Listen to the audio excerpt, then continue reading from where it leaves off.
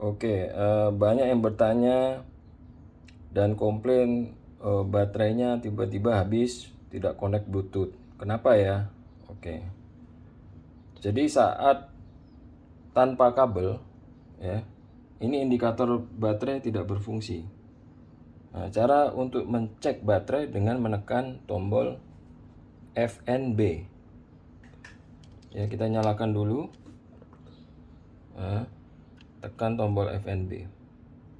Nah, kalau biru artinya 30-70%. Kalau di atas 70% berwarna hijau. Kalau di bawah 30% berwarna merah.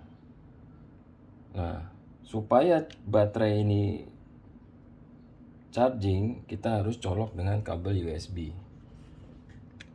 Oke, tadi kan 30-70.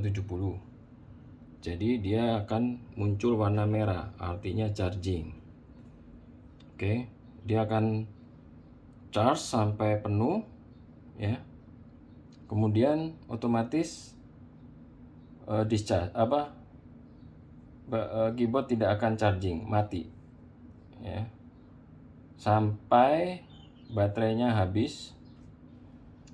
Dan kalau tidak di charge lagi, kabelnya tidak dilepas dan dipasang lagi, dia tidak akan charging, ya. Dia baru bisa charging kalau diulang, jadi dicabut, dipasang lagi kabelnya, dia akan charge. Yuk kita lihat, ini lagi charging. Kita tunggu sampai baterainya penuh, indikatornya muncul warna apa.